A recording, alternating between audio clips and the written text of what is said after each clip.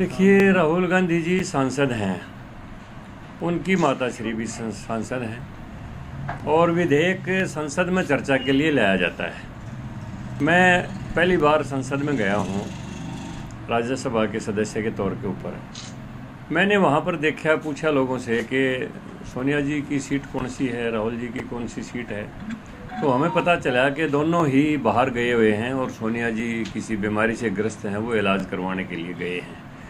वो एक दिन भी संसद में नहीं आए, 10 दिन तक संसद चली। अब अगर विधेयक में कोई कमी है तो संसद में संशोधन विधेयक पेश किया जाता है और संशोधन के ऊपर चर्चाएं होती हैं। अगर कहीं सरकार को भी लगता है कि हम यहाँ पर ठीक नहीं है तो उसमें संशोधन मान भी लिया जाता है, स्वीकार भी कर लिया जाता है। अब मुझे हैरानी ये होती है कि कौन सी ऐसी बीमारी है जिसका इंडिया में कोई इलाज नहीं है, और फिर वो बीमारी ऐसी क्या है कि संसद का सत्र शुरू होते ही वो बीमारी भी उभर आती है और संसद का सत्र का अवसान होते ही वो बीमारी ठीक भी हो जाती है, दोनों वापस भी आ जाते हैं। अब जो बात इनको संसद में उठानी चाहिए थी वो जनता के बीच में जाके उठा रहे हैं। अब संसद में अगर ये उठाएं तो इनको पता है 2014 में कांग्रेस के मैनिफेस्टो में ये शामिल था कि हम कृषि संशोधन विधेयक लाएंगे। वहाँ पर इनको बैकफुट पर आना पड़ता, इनके पास कोई जवाब नहीं होता, तो वहाँ पर तो इन्होंने कोई बहस नहीं की। पूरी संसद में 10 दिन तक गैर हाजिर रहे माँ बेटा दोनों, और अब ये पब्लिक में आके विधेयक के बारे में अनर्गल प्रचार कर रहे हैं। तो इससे कोई फर्क पड़ने वाला नहीं है, देश की जनता सारी बातों को समझती है और नरेंद्र मोदी जी और देश की जनता को मोदी के ऊपर विश्वास रखना चाहिए। अगर इसमें कहीं भी किसान को कोई भी किसी किस्म का भी नुकसान हुआ तो वो खुद ही वापस ले लेंगे, वो तो पूरे देश का भला चाहते हैं। पढ़े लिखे आदमी बैठे हैं, उनका उत्तर है उनके पास, और यहाँ पर वो भोले किसान को बरगला के देश की अमन चैन की स्थिति को खराब करना चाहते हैं। सर, अगर ये बिल इतना अच्छा है तो किसान सड़कों पर क्यों लगे रहना पड़ेगा? देखिए, किसान सड़कों पर नहीं है।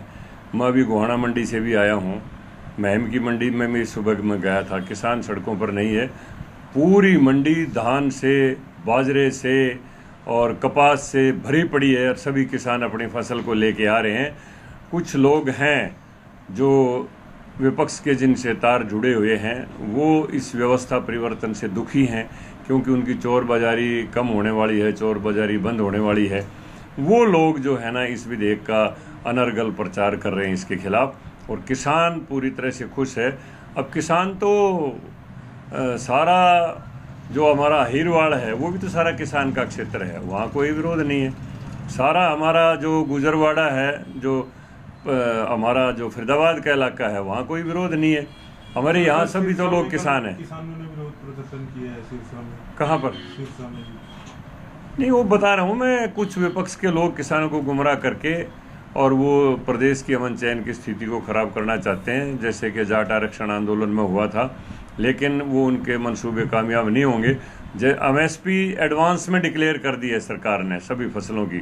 जो लोग कहते थे कि इस पे एमएसपी बंद हो जाएगी, एमएसपी चालू है। जो लोग कहते थे मंडियां बंद हो जाएंगी, मंडियां भी चालू हैं। और इससे तो किसान को बेहतर मार्केटिंग का क्षेत्र दिया है कि अगर किसान को लगता है कि आड़ती मेरा शोषण कर रहा है और मुझे मंडी में पूरा भाव नहीं मिल रहा है, और एक प्रोसेसिंग यूनिट, अब पार्ले को भी गेहूं की ज़रूरत पड़ती है, पार्ले बिस्कुट फैक्ट्री को, ब्रिटानिया बिस्कुट कंपनी को भी गेहूं की ज़रूरत पड़ती है, शक्ति भोग आटे वाले को भी गेहूं की ज़रूरत पड़ती है। तो जो प्रोसेसिंग यूनिट्स हैं, किसान को लगता है वो मुझे सीधा डायरेक्ट ज़्यादा भाव दे रही है, तब वो मंडी की व्यवस्था से स्वतंत्र होकर उनसे सीधा कॉन्टेक्ट कर सकता है।